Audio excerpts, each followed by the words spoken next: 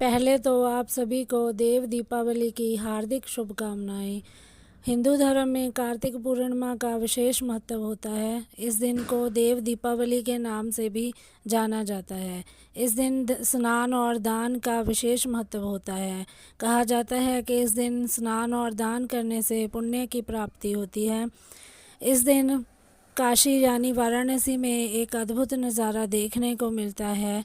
काशी के सारे घाट रोशनी से जगमगा उठते हैं। हजारों लोग घाटों पर दिए जलाते हैं और गंगा नदी में दीपदान करते हैं। कार्तिक पूर्णिमा को त्रिपुरारी पूर्णिमा भी कहा जाता है। आइए जानते हैं इसकी कथा के बारे में। पौराणिक कथा के अनुसार जब भगवान कार्तिकेय ने तारकासुर का वध किया था, उससे क्रोधित होकर तारकासुर के 3 पुत्रों ने देवताओं से बदला लेने का फैसला किया। तीनों पुत्रों के नाम थे तारकाक्ष, कमलाकाक्ष और विद्युन्माली। देवताओं को पराजित करने के लिए पहले तीनों ने तपस्या की और तपस्या के लिए जंगल में चले गए। उन्होंने हजारों वर्ष तक अत्यंत कठोर तप किया। उनके कठोर तप से ब्रह्मा जी प्रसन्न हुए और उनके सामने प्रकट हो गए और ब्रह्मा जी ने तीनों से वरदान मांगने के लिए कहा। तीनों ने कहा कि ब्रह्मा जी, हमने आपको प्रसन्न करने के लिए कठोर तप किया है, आप हमें अमरता का वरदान दें। उनका यह वरदान सुनकर ब्रह्मा जी ने कहा कि मैं आपको अमरता का वरदान नहीं दे सकता है, लेकिन तुम इसमें कोई ऐसी शर्त रख लो जिसके पूर्ण होने पर ही आपकी मृत्यु होगी।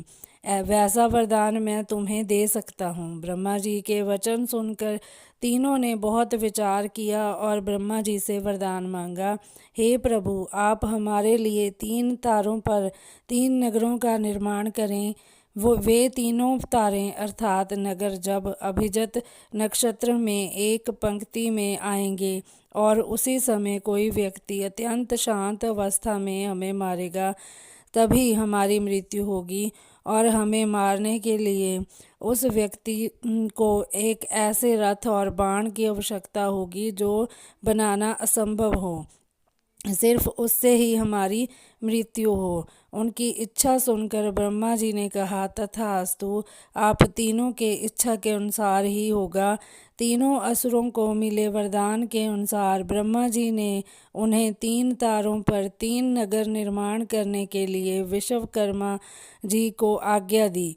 विश्वकर्मा जी ने तारकाक्ष के लिए स्वर्णपुरी, कमलकाक्ष के लिए रजतपुरी और विद्युन्माली के लिए लौहपुरी का निर्माण कर दिया।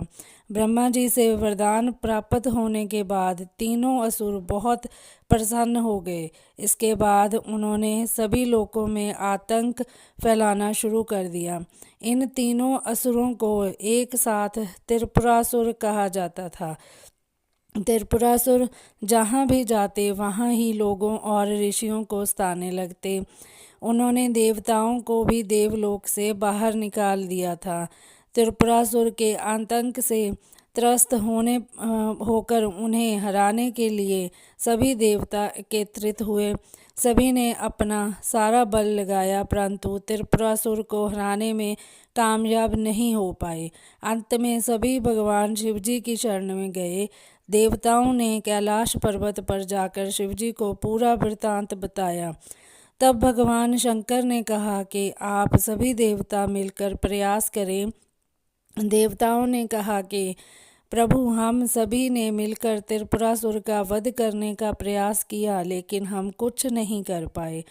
हम आपकी शरण में आए हैं, आप ही हमारी रक्षा कर सकते हैं। तब शिवजी ने कहा कि मैं अपना आधा बल तुम्हें देता हूँ, इस बल की सहायता से प्रयास करके देखो। शिवजी ने अपना आधा बल देवताओं को दिया, लेकिन देवता शिवजी का आधा बल सहन नहीं कर पाए। फिर भगवान शिव ने स्वयं ही त्रिपुरासुर का संहार करने का संकल्प लिया।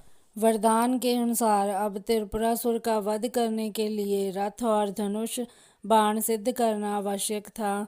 भगवान शिव ने पृथ्वी को ही उनका रथ बनाया, सूर्य और चंद्रमा को उस रथ के पहिए बनाए, श्रेष्ठा सारथी बने। भगवान विष्णु बाण बने, मेरु पर्वत धनुष और वासुकी बने उस धनुष की डोर। सभी देवताओं ने अपने बल से वह रथ संभाल लिया। इस प्रकार असंभव रथ बनकर सिद्ध हुआ। लेकिन जैसे ही भगवान शिव जी उस रथ पर सवार हुए, उनकी शक्ति के कारण वह रथ डगमगाने लगा। तभी विष्णु भगवान वृषभ बनकर उस रथ में जुड़े। घोड़े और वृषभ की पीठ पर सवार होकर महादेव ने उस असुर नगरों को देखा। अपने धनुष पर बाण रख उन्होंने पाशुपत अस्त्र का संधान किया और तीनों तारों को मतलब नगरों को एक पंक्ति में आने का आदेश दिया। अभिजित नक्षत्र में तीनों नगर एक पंक्ति में आते ही भगवान शिव जी ने अपने बाण से तीनों नगरों को जलाकर भस्म कर दिया।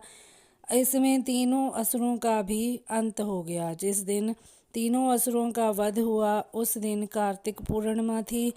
भगवान शिव की इस विजय पर सभी देवतागण बहुत प्रसन्न हुए और उन्होंने भगवान शिव की नगरी काशी में दीपदान कर खुशियां मनाई।